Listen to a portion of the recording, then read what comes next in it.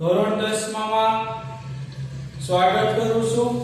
આજે આપણે સામાજિક વિજ્ઞાનનો 10મો જે પાઠ નવો પાઠ જેનું નામ છે ભારત કૃષિ અને તાસ 1 ફરી વખત આપ સૌ વિદ્યાર્થીઓનું સ્વાગત કરું છું।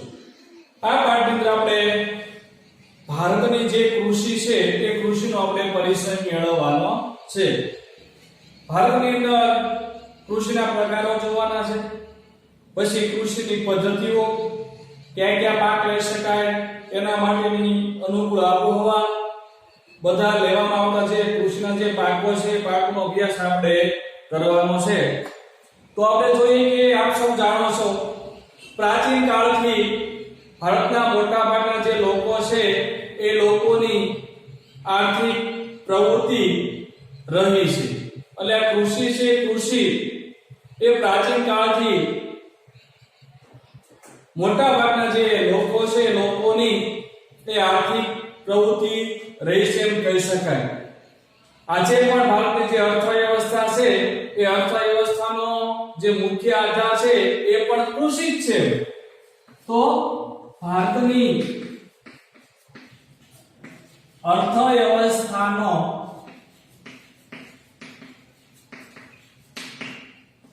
આધાર કોણ છે?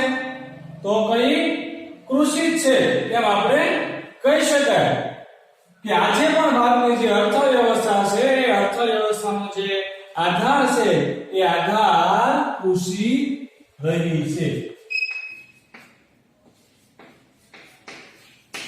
આ કૃષિ છે એ એક ભારતનું એક મહત્વનું શું છે? સંસાધન છે। આવી રીતે આ જે કૃષિ છે ભારતનું એક મહત્વનું સંસાધન પણ કહી શકાય। આગળ આપણે જોઈએ તો શ્રમ શક્તિના લગભગ 60% જેટલા જે લોકો છે એ લોકો આ ખેતી કાર્યમાં જોડાયેલા છે। તો વિદ્યાર્થી મિત્રો યાદ રાખજો કે શ્રમ શક્તિના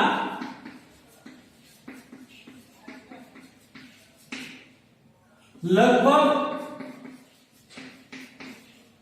60% જે લોકો છે એ લોકો આ ખેતીની અંદર આ ખેતીની પ્રવૃત્તિમાં જોડાયેલા છે। એટલે કે 100% માંથી 60% જે લોકો છે એ ખેતીની સાથે સંકળાયેલા છે। એટલે આવી રીતે આ 60% લોકોને જે રોજગારી છે એ તો કૃષિ પૂરી પાડે છે। આપણે વાત કરીએ કે રાષ્ટ્રીય જે ઉત્પાદન છે એ રાષ્ટ્રીય ઉત્પાદન છે રાષ્ટ્રીય ઉત્પાદનમાં પણ જે કૃષિનો જે કંઈક ને કંઈક ફાળો રહેલો છે। તો લગભગ 22% જેટલો જે ફાળો છે જે હિસ્સો છે એ કૃષિનો છે। શેમાં? તો કે રાષ્ટ્રીય ઉત્પાદન કૃષિનો હિસ્સો કેટલો છે? તો કે 22%।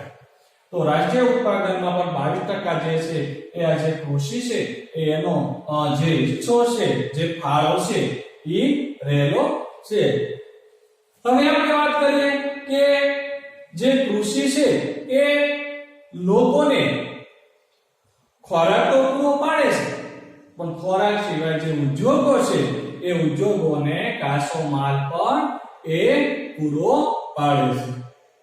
આપ સૌ જાણો છો કે જે કપાસની જે મિલ હોય તો એ મિલને ચલાવવા માટે કપાસની જરૂર પડે, તો એ કપાસનું જે ઉત્પાદન છે એ આપણે કૃષિમાંથી મેળવીએ છીએ। તો આવો જે ઉદ્યોગો છે ઉદ્યોગોને કાચો માલ પૂરો પાડે છે। પછી એ કપાસમાંથી જે અલગ રૂ કાઢવામાં આવે, જે એના કપાસા છે એ પણ અલગ નીકળી જતા હોય તો રૂમાંથી કંઈક કાપડ બનાવવામાં આવે છે, અને જે કપાસામાંથી જેને જે તેલ છે એ કપાસને પીસવાથી એમાંથી આપણે તેલ મળે છે।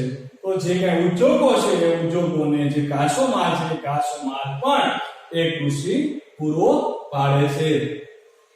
આપણે આગળ વાત કરીએ તો નિકાસની વાત કરીએ તો નિકાસમાં પણ જે ખેતીના જે પાકો છે, જે ખેતીની જે પેદાશો છે એ પેદાશોની આપણે એનો પણ નિકાસની બાબતમાં પણ આ કૃષિનો કંઈક ને કંઈક ફાળો રહેલો છે।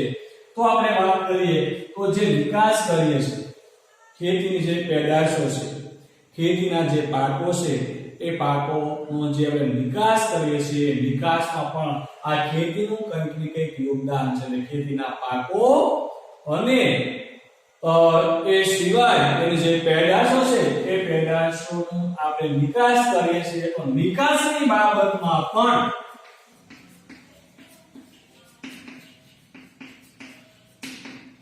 18% ફાળો છે એ કૃષિનો છે. આપણે ઘણી બધી વસ્તુઓ નિકાસ કરીએ છીએ, તો એ નિકાસમાં પણ કૃષિનો કંઈક ને કંઈક હિસ્સો છે. એટલે એ નિકાસની બાબતમાં પણ કૃષિનો જે છે એ 18% હિસ્સો રહેલો છે. હવે આપણે નિકાસ કરીએ છીએ વિદેશની અંદર, આપણે આપણા દેશમાંથી જે કંઈ ખેતીની જે પેદાશો મોકલીએ છીએ, જે કાંઈ પાકો મોકલીએ છીએ, તો તેના દ્વારા વિદેશના જે લોકો છે આપણને જે રૂપિયા આપે છે, જે પૈસા આપે છે, જેને આપણે વિદેશી મૂલ્યમાં કહેવાય છે. એટલે આ કૃષિ છે એ આપણે દર વર્ષે ઘણું બધું જે વિદેશી મૂલ્યમાં કહેવાય એ મૂલ્યમાં પણ આપણને એ પૂરું પાડે છે એમ કહી શકાય. અથવા તો વિદેશી મૂલ્યમાં પણ આપણને કૃષિમાંથી જ પ્રાપ્ત થાય છે. ભારતની જે વ્યવસ્થા છે એ અર્થવ્યવસ્થામાં પણ ખેતીનો ઘણો બધો ફાળો રહેલો છે. ફરી વખત આપણે વાત કરીએ તો ભારતીય અર્થવ્યવસ્થા મુખ્યત્વે ખેતી પર જ આધારિત છે. એટલે આપણા દેશની જે અર્થવ્યવસ્થા છે એ અર્થવ્યવસ્થા પણ ખેતી પર જ આધારિત છે. જો આપણી ખેતી સારી તો આપણા દેશની અર્થવ્યવસ્થા પણ સારી. જો ખેતી નિષ્ફળ જશે તો આપણા દેશની જે આર્થિક વ્યવસ્થા છે એ પણ કથળી જશે. એટલે જે આપણી અર્થવ્યવસ્થા છે એ અર્થવ્યવસ્થામાં પણ ખેતીનો ઘણો બધો ફાળો રહેલો છે. એટલે ટૂંકમાં કહેવાનો અર્થ એવો છે કે ભારતની જે અર્થવ્યવસ્થા છે, અર્થવ્યવસ્થા પણ મુખ્યત્વે ખેતી પર જ આધારિત છે. આમ ભારત એ કેવો દેશ છે? કૃષિ પ્રધાન દેશ છે. શાથી કહી શકાય વિદ્યાર્થી મિત્રો કે ભારત એ કૃષિ પ્રધાન દેશ છે? તો કે ભારતની અંદર ભારતની જે અર્થવ્યવસ્થા છે એનો આધાર પણ કૃષિ રહી છે. શ્રમ શક્તિના લગભગ 20% જે લોકો છે એ લોકોની આર્થિક પ્રવૃત્તિ રહી છે. રાષ્ટ્રીય ઉત્પાદનમાં પણ કૃષિનો 22% હિસ્સો છે અને નિકાસની બાબતમાં પણ 18% હિસ્સો પણ આ કૃષિનો છે. આથી કહી શકાય કે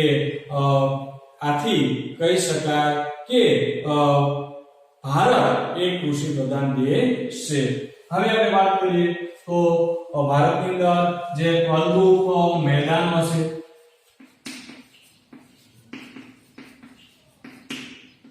પછી 12 માસ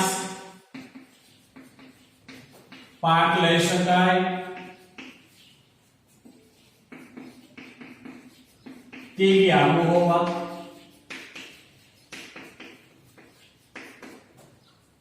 સિંચાઈ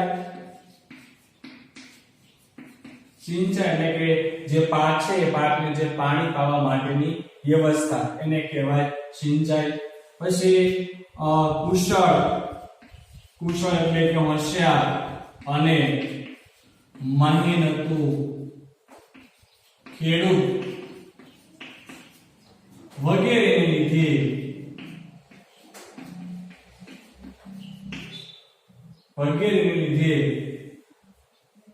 બે કે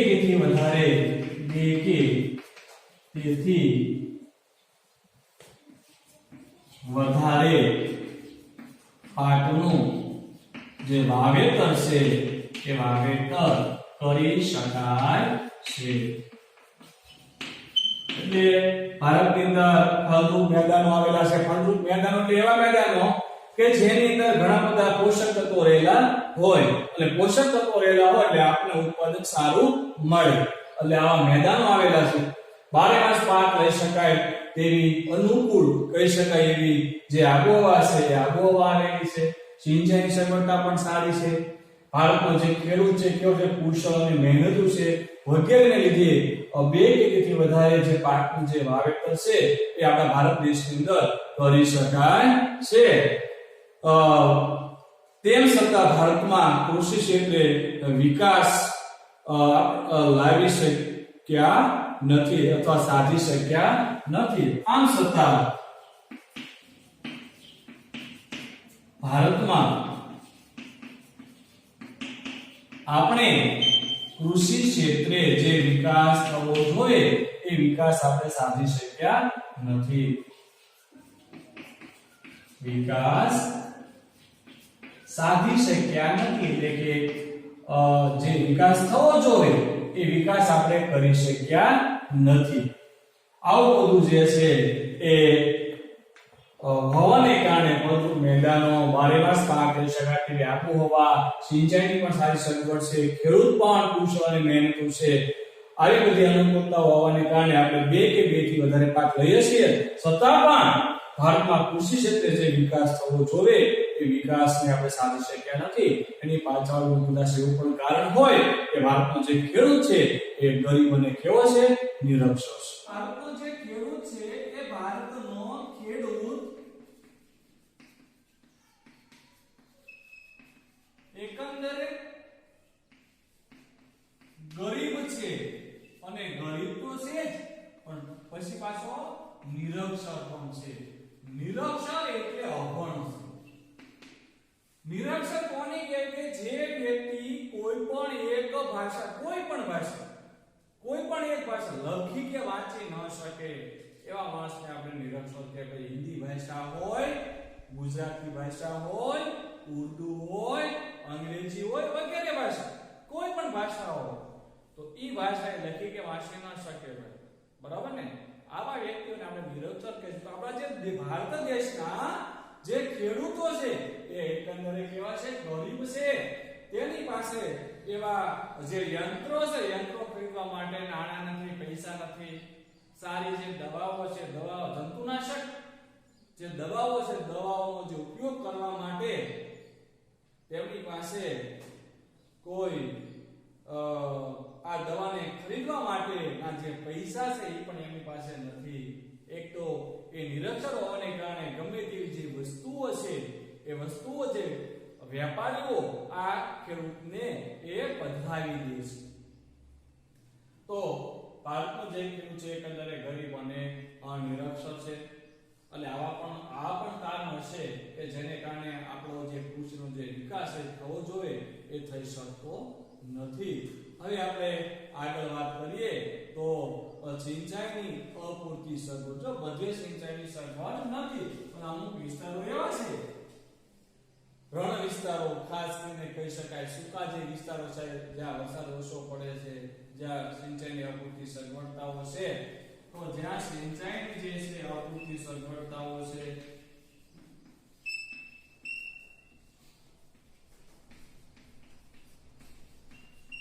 અપૂરતી એટલે કે પૂરી સગવડ ન હોય તેને આપણે અપૂરતી સગવડ કહેશું. ત્યાર પછી અનિયમિત અને અનિશ્ચિત વરસાદ. જો વરસાદ છે એક પાછો અનિયમિત અને અનિશ્ચિત.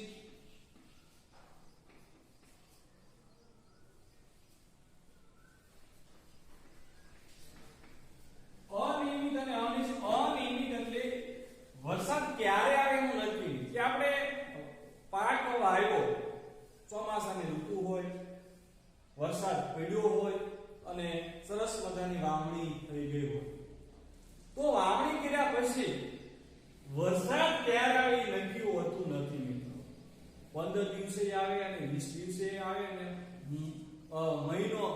એક મહિનો પણ વીતી જાય. તો આ વરસાદ છે કેવો છે? અનિયમિત છે. ક્યારે આવે એનું કોઈ નક્કી નથી.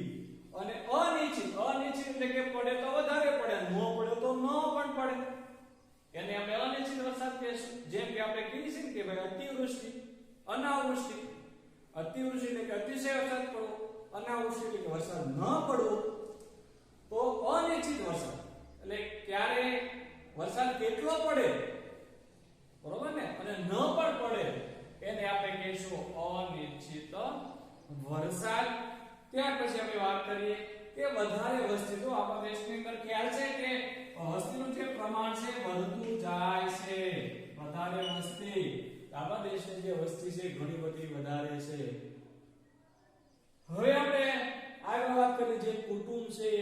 પણ કેવું છે તો કુટુંબનું છે એ મોટું કદ છે કુટુંબનું મોટું કદ ત્યાર પછી આપણે વાત કરીએ તો નાના કદના ખેતરો છે રાસાયણિક ખાતરો છે બરાબર છે તો કે નાના કદના ખેતરો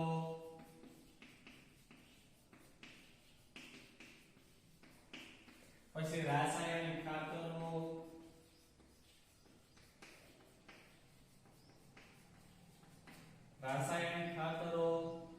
પછી જે કઈ વૈજ્ઞાનિક જે કઈ પદ્ધતિઓ છે વૈજ્ઞાનિક પદ્ધતિઓ બરાબર તો એનો પણ સમાવેશ આપણે કરીશું આધુનિક યંત્રો છે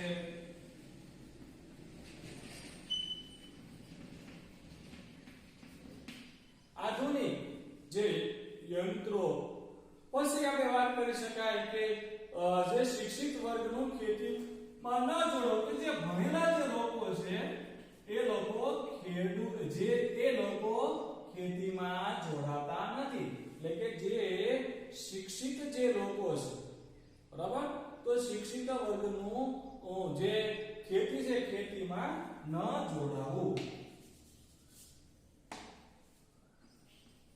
શિક્ષિત વર્ગનો ખેતીમાં ન જોડાવ એટલે કે જે ભણેલા લોકો છે ભણેલા લોકો આ ખેતીમાં જોડાતા નથી એ કોઈ અન્ય જે કઈ ધંધો છે એ ધંધો પકડી લે છે એટલે જે શિક્ષિત જે લોકો છે એ શિક્ષિત જે વર્ગનું જે ખેતીમાં ન જોડાવ એટલે કે જે ભણેલા લોકો છે એ લોકો ખેતીની અંદર જોડાતા નથી અને તમને સૌને ખબર છે કે ખેતીની અંદર જો નો કહેવાતો ઉતરતો દરજ્જો એટલે સમાજમાં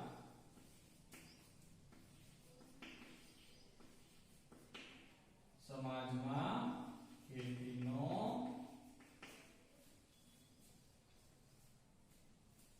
સમાજમાં જે ખેતી છે ખેતીનો કહેવાતો ઉતરતો દરજ્જો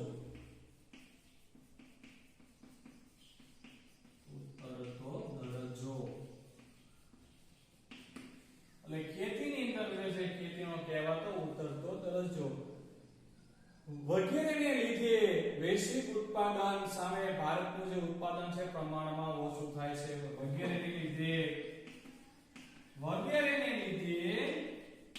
જે સમગ્ર જે વિશ્વનું જે ઉત્પાદન છે ઉત્પાદનની સામે ભારતનું જે ઉત્પાદન કૃષિનું જે ઉત્પાદન છે એ વિદ્યાર્થી મિત્રો ઓછું થાય છે બરાબર હવે આપણે આગળ જોઈએ કે ખરેખર તો ખેતી એ મહત્વનો વિષય છે આપણો જે ખેતી છે એ ખેતી એક મહત્વનો વિષય પણ કહી શકાય મહત્વનું સંસાધન પણ કહી શકાય એક આ મુદ્દો આપણે ખરેખર રિવિઝન કરીએ કે સિંચાઈની આવૃત્તિ સગવડ અનિયમિત અને અનિશ્ચિત વરસાદ વધારે વસ્તી કુટુંબનું જે છે મોટું કદ ત્યારબાદ જે નાના કદના જે ખેતરો છે એ નાના કદના ખેતરોનું જે કદ છે એ નાનું હોય બરાબર એક જ શેઢે જે છે જમીન જે 10 15 20 વીઘા ને બદલે 2 વીઘા 3 વીઘા બરાબર આવા કદના ખેતરો હોય ત્યાં નાનું કદ ખેતરો નાના કદના ખેતરો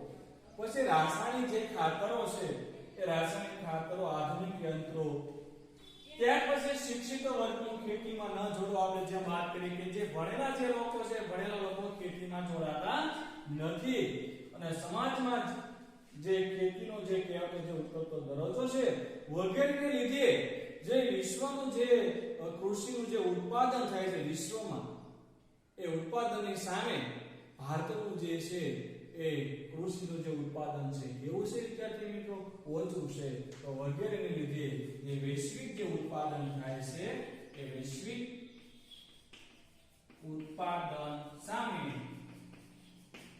ભારતનું જે ઉત્પાદન છે ભારતનું પણ ઉત્પાદન ખરું પણ શેનું ઉત્પાદન તો કે કૃષિનું ઉત્પાદન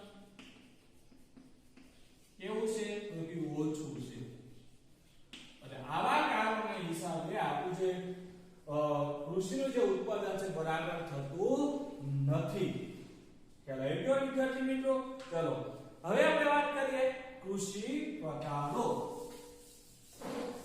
કૃષિ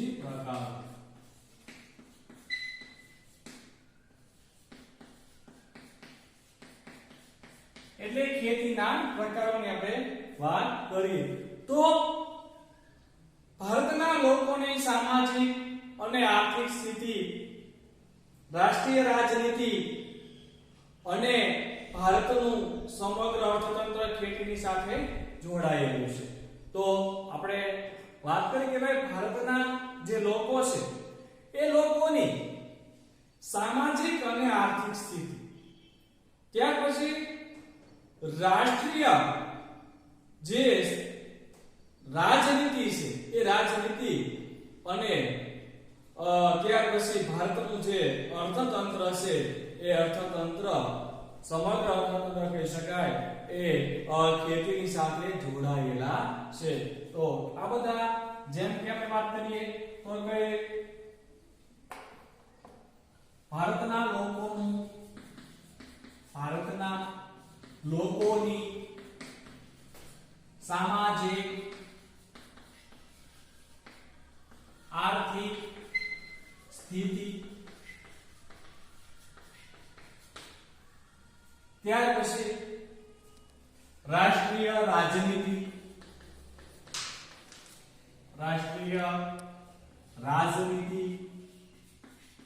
અને ભારતની અર્થવ્યવસ્થા, અર્થતંત્ર ખેતીની સાથે જોડાયેલા છે. એટલે આ ત્રણ બાબતો છે એ ખેતીની સાથે જોડાયેલી છે. જેમ કે આપણે વાત કરીએ તો કે સામાજિક અને આર્થિક સ્થિતિ, રાષ્ટ્રીય રાજનીતિ અને ભારતનું અર્થતંત્ર. આપણે લખશું કે ભારતનું જે અર્થતંત્ર છે એ અર્થતંત્ર ખેતીની સાથે જોડાયેલા છે. હવે આપણે વાત કરીએ કે જે ખેતીના જે પ્રકારો છે એ કઈ કઈ બાબતોને આધારે પાડવામાં આવે છે, બરાબર ને? તો વિદ્યાર્થી મિત્રો યાદ રાખજો, જો અહીંયા કૃષિના જે પ્રકારો છે એ કૃષિના પ્રકારો પાડવામાં કઈ કઈ જે બાબતો છે એને ધ્યાનમાં લેવામાં આવે છે. તો કે કૃષિની પદ્ધતિ, બરાબર, સિંચાઈની પદ્ધતિ, સોરી આપણે લઈશું ને સિંચાઈ પદ્ધતિ,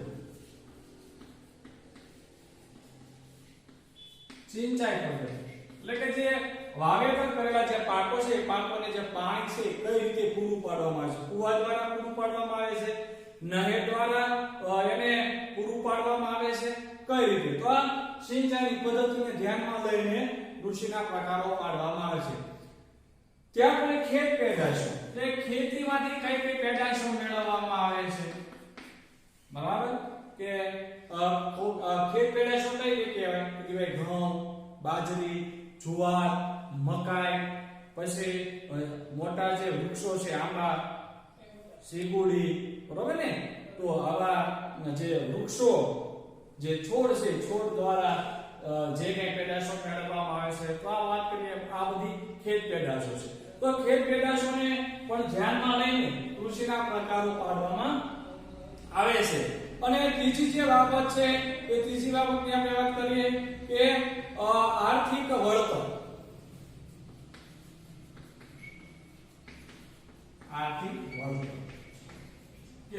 કયો આર્થિક વળતર? વળતર એટલે કે ભાઈ કોઈ પાક નિષ્ફળ ગયો તો નિષ્ફળ ના સ્વરૂપે સરકાર દ્વારા આપણને જે કાંઈ ચૂકવણી કરે, પૈસાની ચૂકવણી કરે એને કહેવાય આપણે આર્થિક વળતર. તો ત્રણ બાબતોને આધારે કૃષિના પ્રકારો પડે છે. કેવાય સિંચાઈની પદ્ધતિ, ખેત પેદાશો અને આર્થિક વળતર. યાદ રાખજો વિદ્યાર્થી મિત્રો, બરાબર ને? તો આ બાબતોને ધ્યાનમાં લઈને જે કૃષિ છે, કૃષિના 6 પ્રકારો પાડવામાં આવે છે. એટલે હવે આપણે જે 6 પ્રકારો છે એ 6 પ્રકારો માંથી કયા 6 પ્રકારો પડે છે તો આપણે જોઈ લઈએ કે પહેલો જે પ્રકાર છે એ જીવન નિર્વાહ ખેતી, જેને આપણે આત્મનિર્વાહ પણ ખેતી કહેવાય. ત્યાર પછી આપણે વાત કરીએ સુખી ખેતી. ત્રીજો પ્રકાર છે આદ્ર ખેતી, બરાબર.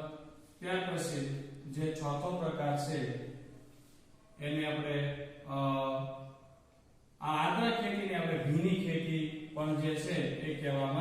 આવે છે। ત્યાર પછી આપણે વાત કરીએ કે સઘન ખેતી।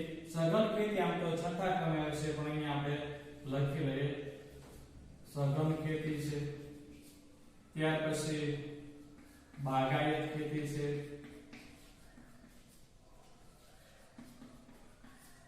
વગેરે જે ખેતી છે એ વગેરે ખેતીના આ પ્રકારો છે। હવે એમાંથી આપણે જે છે એ પહેલી જે ખેતી છે, પહેલી ખેતીની આપણે વાત આપણે કરશું, બરાબર। પહેલી ખેતી જેનું નામ છે જીવન નિર્વાહ ખેતી। આ ખેતી વિશેનો જે અભ્યાસ છે એ આપણે કરીએ।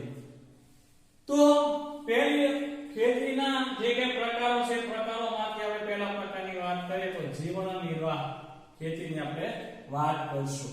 તો આઝાદી પછી આયોજન જે પંચ છે આપણું, એ આયોજન પંચે ખેત વિકાસ યોજનાઓ અમલમાં લાવ્યા છતાં પણ ભારતના જે ખેડૂતોની જે સ્થિતિ છે, આર્થિક જે સ્થિતિ છે એ આજે પણ પ્રમાણમાં કેવી છે, નબળી છે। તો આપણે વાત કરીએ કે ભાઈ આઝાદી પછીના સમયની વાત છે। જો આઝાદી મળે પછીનો સમય, આપ સૌ જાણો છો કે આપણને આઝાદી ક્યારે મળી છે। તો આઝાદી મળ્યા પછીના સમયમાં આયોજન પંચે ખેતીના વિકાસ માટે વિવિધ પ્રકારની જે યોજનાઓ છે એ યોજનાઓ અમલમાં મૂકી। તો થયું શું મિત્રો?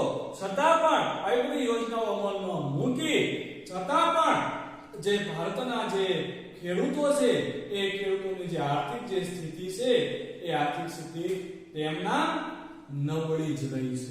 એટલે કે તેની જે આર્થિક સ્થિતિ કહેવાય એ આર્થિક સ્થિતિ પ્રમાણમાં નબળી છે। નાના કદના જે ખેતરો છે એ નાના કદના ખેતરોમાં મોંઘા બિયારણો અને જંતુનાશક દવાઓનો ઉપયોગ કરવો પોસાય તેમ નથી। તો અહીંયા પણ વાત કરીએ કે આપણે અમુક પહેલો મુદ્દાની વાત કરી કે ભાઈ આઝાદી પછીના સમયમાં આયોજન પંચે ખેતીના વિકાસ માટે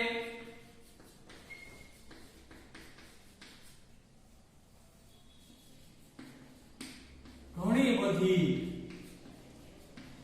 અથવા તો અનેક યોજનાઓ અમલમાં મૂકી।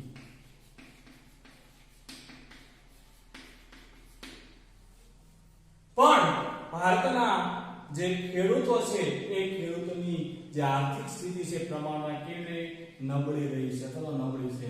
પરંતુ છતાં પણ એમાં લઈશું છતાં પણ ભારતના ખેડૂતોની આર્થિક જે સ્થિતિ કહેવાય, આર્થિક સ્થિતિ પ્રમાણમાં કેવી છે, નબળી છે। તો સરકારે એવી ઘણી બધી યોજનાઓ છે, આયોજન પંચ એવી ઘણી બધી યોજનાઓ અમલમાં મૂકી, પણ ભારતના જે ખેડૂતો છે એની આર્થિક જે સ્થિતિ છે પ્રમાણમાં નબળી છે। તો કે આગળ આપણે જોઈએ કે ભાઈ નાના કદના ખેતરો છે, સિંચાઈની આપત્તિ સગવડો છે, મોંઘા બિયારણો છે, જંતુનાશક દવાનો ઉપયોગ વગેરે જે કરવો એ ખેડૂતને પોસાય તે નથી। તો આપણે વાત કરી કે ભાઈ નાના કદના ખેતરોમાં મોંઘા બિયારણો, નાના કદના ખેતરોમાં મોંઘા બિયારણો, ત્યાર પછી ખાતર છે, જંતુનાશક જે દવાઓ છે, જંતુનાશક જે ઉપયોગ છે એને કરવો પહોંચાય તેમ નથી। એટલે કે ખાતર અને જંતુનાશક કોને કહેવાય? કહેવાય જંતુનાશક એટલે કે પાકને ખાઈ જનારા જે કીટકો છે તેને આપણે કહેવાય જંતુઓ, અને નાશક એટલે કે એને નાશ કરવા માટેની દવા એને કહેવાય જંતુનાશક। એટલે કે જંતુઓને આપણા પાકને ખાઈ જનારા જે જંતુઓ છે એને મારવા માટેની દવા, એને કહેવાય જંતુનાશક દવા.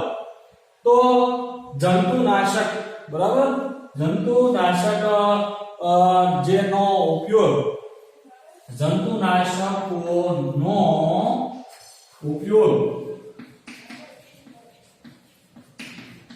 કરવો પોસાય તેમ નથી, પોસાય તેમ નથી. તો નાના કદના ખેતરોમાં જે મોંઘા ભાવના જે બિયારણો છે, જે ખાતરો છે, જે મોંઘા ભાવની જે જંતુનાશક જે દવાઓ છે, એ દવાઓનો ઉપયોગ જે કરવો છે તે પોસાય તેમ નથી.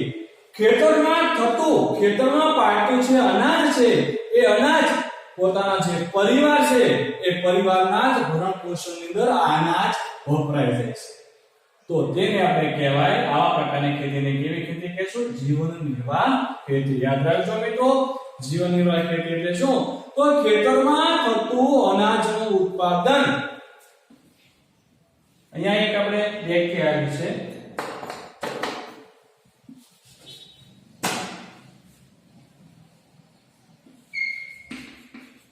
ખેતરમાં થતું અનાજનું ઉત્પાદન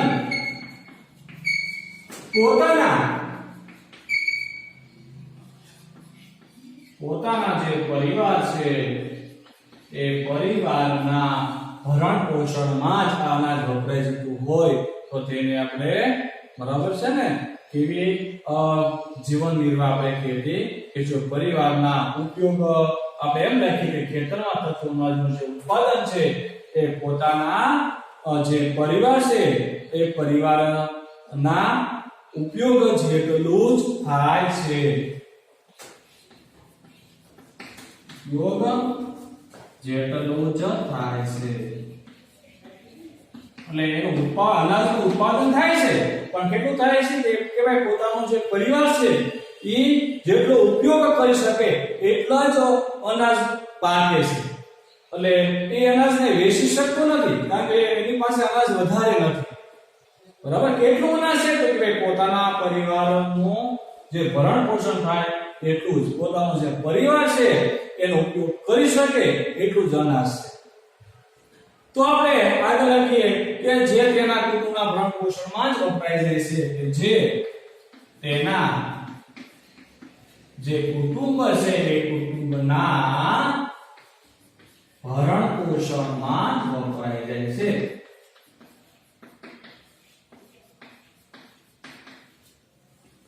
વપરાય જાય છે તેને એવી ખેતી કહેવાય જીવન નિર્વાહ અથવા તો આત્મનિર્વાહ ખેતી કહી શકાય. બરાબર છે. અને આથી ભારતીય ખેતી આજે પણ મોટા ભાગના જે વિસ્તારો છે, વિસ્તારોમાં આ જીવન નિર્વાહની જે ખેતી છે એ ખેતી એ શું રહી છે? પ્રવૃત્તિ. શું રહ્યું છે મિત્રો? આ એક પ્રવૃત્તિ છે. તો ભારત આવી રીતે જે છે ભારતની અંદર મોટા ભાગના જે વિસ્તાર છે, વિસ્તારોમાં જીવન નિર્વાહની પ્રવૃત્તિ થાય છે. હવે ફરી વખત કે કૃષિના પ્રકારોની વાત કરી. કૃષિના જે છે એ આ મુખ્ય જે 6 પ્રકારો છે શેના આધારે પાડવામાં આવે છે? તો કે સિંચાઈ પદ્ધતિ, ખેત પેદાશો અને આર્થિક વળતર. આ 3 બાબતોને આધારે કૃષિના જે 6 પ્રકારો પાડવામાં આવે છે. એમાં આપણે પહેલા પ્રકારની વાત કરી જીવન નિર્વાહ અથવા તો આત્મનિર્વાહ ખેતી. ફરી વખત જોઈએ કે ભાઈ આઝાદી પછીના સમયમાં ખેતીના વિકાસ માટે આયોજન જે પંચ છે, આયોજન પંચે ઘણી બધી યોજનાઓ અમલમાં મૂકી, પણ ભારતનો જે ખેડૂત છે એ ખેડૂતની જે આર્થિક જે સ્થિતિ છે એ પ્રમાણમાં નબળી જ રહી છે. નાના કદના ખેતરોમાં જે મોંઘા જે બિયારણો છે, ખાતરો છે અને જંતુનાશક જે દવાઓ છે એ દવાઓ વાપરવી એમને પોસાય તેમ નથી. ખેતરમાં થતું જે અનાજનું જે ઉત્પાદન છે એ પોતાનો જે પરિવાર છે એ પરિવારના ઉપયોગ જેટલું જ થાય છે. જો અનાજનું ઉત્પાદન થાય છે પણ કેટલું થાય છે? એ પોતાનો જે પરિવાર છે એ પરિવારને થઈ રહે એમના પૂરતું જ એ અનાજ જે છે એનું ઉત્પાદન થાય છે. અને જે તેના કુટુંબના ભરણ પોષણમાં જ વપરાઈ જાય છે તો તેને આપણે જીવન નિર્વાહ ખેતી કહી શકાય. એટલે જે અનાજ છે એ અનાજને ખેડૂત છે એ વેચી શકતો નથી. એ રીતે ભારતીય ખેતી આજે પણ મોટા ભાગના જે વિસ્તારો છે એ વિસ્તારમાં જીવન નિર્વાહ છે. જીવન નિર્વાહની એક પ્રવૃત્તિ જ થાય છે. એટલે આજે છે એક પ્રકારની પ્રવૃત્તિ છે, બરાબર, જીવન નિર્વાહની પ્રવૃત્તિ છે. ચાલો વિદ્યાર્થી મિત્રો અહીંયા સુધી આપણે રાખીએ, બરાબર. ફરી વખત જ્યારે તાસ 2 ની અંદર મળશું ત્યારે બીજો જે પ્રકાર છે સૂકી ખેતી એનો આપણે અભ્યાસ કરશું. વિદ્યાર્થી મિત્રો આ જે પાઠ છે ભારત કૃષિ તેમાંથી 5 માર્કનું જે છે એ પરીક્ષાની અંદર પૂછાય છે. તેમાં જે 4 માર્કનો જે લોંગ ક્વેશ્ચન છે એ પૂછાય અને 1 માર્કની અંદર જે નકશો છે પૂછાય છે. તો એવો પણ પ્રશ્ન 4 માર્કની અંદર પૂછાઈ શકે કે કૃષિના પ્રકારો કયા છે, બરાબર. તો તેની અંદર આપણે 6 જે પ્રકારો છે એ લખવાના થાય. એટલે જે આપણે કે બ્લુપ્રિન્ટ છે, બ્લુપ્રિન્ટની અંદર આ પાઠમાંથી 5 માર્કનું પૂછાય છે. અને તેમાં ફરી વખત વાત કરું કે 4 માર્કનો એક લોંગ ક્વેશ્ચન મુદ્દાસર જવાબ એવો એક પ્રશ્ન 4 માર્કની અંદર પૂછાય અને 1 માર્કનો નકશો આ પાઠમાંથી આવશે. તો જરૂર તમે આ પાઠને સમજવાનો પ્રયાસ કરશો. અસ્તુ.